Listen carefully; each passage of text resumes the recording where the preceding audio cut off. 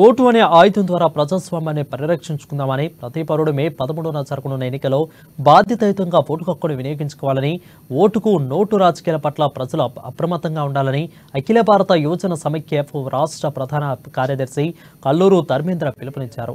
AIYF Medchal జిల్లా సమితి ఆధ్వర్యంలో ఓటు విలువ తెలుసుకో, దేశ భవిష్యత్తును మలుచుకో పేరిట ఓటింగ్ శాతాన్ని పెంచే అవగాహన కార్యక్రమాన్ని ఈసీఐలో నిర్వహించారు. ప్రజాస్వామ్య వ్యవస్థలో ఓటు హక్కు ఎంతో విలువైందని, భారతదేశంలో నివాసం ఉంటూ 18 సంవత్సరాలు నిండిన ప్రతి పౌరుడికి భారత రాజ్యాంగం ఓటు హక్కును కల్పించిందని, అలాంటి ఓటు హక్కును వినియోగించుకొని సమాజానికి ఉపయోగపడే వ్యక్తులను ఎంచుకోవాలని అన్నారు.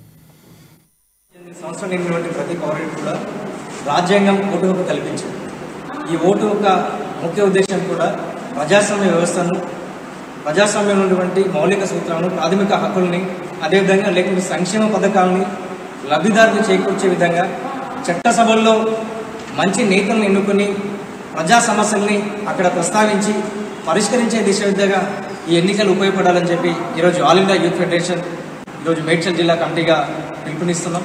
ప్రధానంగా మే 13వ తారీఖు జరుగుతున్నటువంటి పార్లమెంటు 18వ లోక్సభ సంబంధించిన ఎన్నికలు అత్యంత బాధ్యతగా, అత్యంత ప్రతిష్టాత్మకంగా ఎన్నికలు జరగబోతున్నాయి. వాస్తవానికి